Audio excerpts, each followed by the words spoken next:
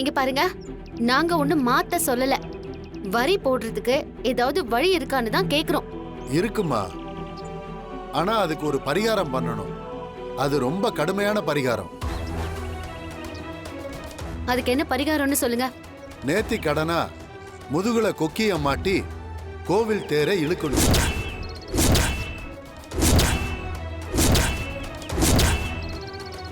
கோவில 3 சுத்து சுத்தி வரணும். ரொம்ப கஷ்டமான பரிகாரம்மா. இத செஞ்சு முடிக்கிறதுக்குள்ள அந்த கொக்கி தோலை பிச்சிருச்சுன்னா அம்மன் உங்களை ஏத்துக்கலன்னு அர்த்தம். அதுக்கப்புறம் காலத்துக்கும் இவங்களுக்கு வரி போட முடியாது.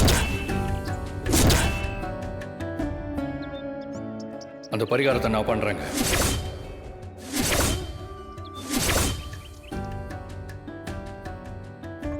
இல்ல தம்பி, அது ரொம்ப சிரமமான பரிகாரம். எவ்வளவு சிரமமா இருந்தாலும் பரவாயில்ல, நான் பண்றேன்.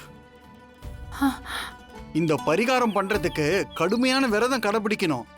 48 மணி நேரம் விரதம் இருந்து நீராகாரம் தவிர வேற எதுவுமே சாப்பிடக்கூடாது. ரொம்ப சிரமமான காரியம். சரியா விரதம் இருக்கலனா நேர்த்தி கடனை முழுசா செஞ்சு முடிக்க முடியாது.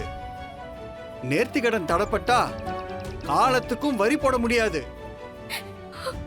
இல்லங்கய்யா, நிச்சயம் குலதெய்வம் எனக்கு அருள் புரியும். நான் அந்த பரிகாரத்தை பண்றேன்.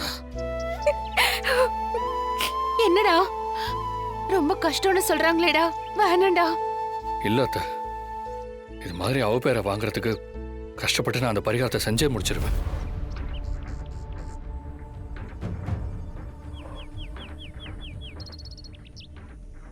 நேர்த்தி கடன் பண்ண போறியா? பாப்போம்.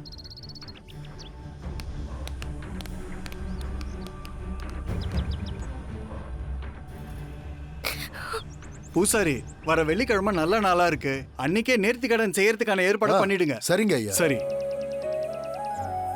தம்பி, நேர்த்தி கடன் பண்ணி முடிச்சதுக்கு அப்புறம் நாங்க வந்து வரி வாங்கிக்கிறோம். வாங்கப்பா போலாம்.